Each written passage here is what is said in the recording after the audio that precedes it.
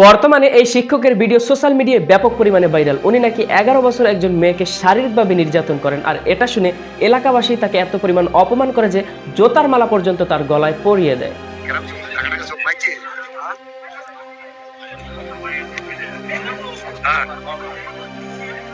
কিন্তু এই শিক্ষকের অভিযোগ তিনি এই অপরাধের সাথে জড়িত না। আসল অপরাধী কে আসলে? উনি ফেসবুকে লাইভে এসে বলেছে যে ডিএনএ টেস্ট করা হোক, আমি যদি আসল অপরাধী হই তাহলে আমাকে কঠিন থেকে কঠিন শাস্তি প্রদান করা হোক, আর যদি আমি অপরাধী না হই তাহলে অপরাধীকে ধরে কঠিন থেকে কঠিন শাস্তি প্রদান করা হোক।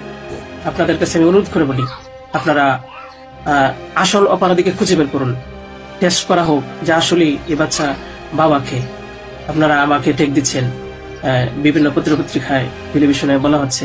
আমি আপনাদের কাছে শুধু এই কথাগুলি বলবো, অপরাধীকে এটা আসলে না জেনে এলাকাবাসী তাকে এত পরিমাণ অপমান করে ফেলেছে যা তারা বিশাল মাত্রায় ভুল করেছে।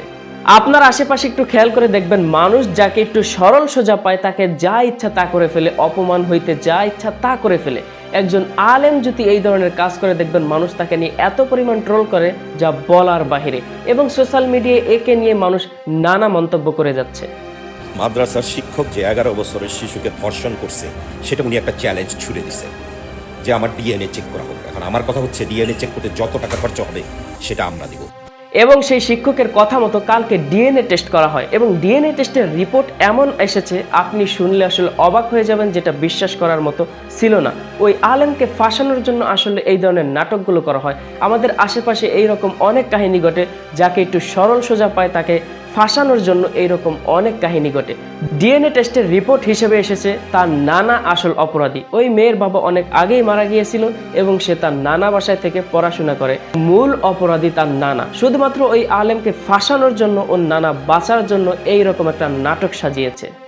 একটাবার চিন্তা করেন, এই আলেমকে এলাকাবাসী জোতার মালা পর্যন্ত গলায় ঝুলিয়ে দিয়েছে এবং সোশ্যাল মিডিয়ায় ব্যাপক পরিমাণ অপমানিত শিকার হয়েছে। একজন মানুষ আসল অপরাধী কিনা এটা যাচাই বাছাই না করে এগুলো করা আসলে ঠিক হয়েছে কিনা আপনার মতামত জানান।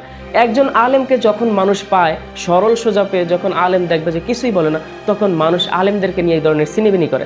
আসল অপরাধীকে খুঁজে না বের করে এই ধরনের অপরাধ করা একটা দণ্ডনীয় অপরাধ।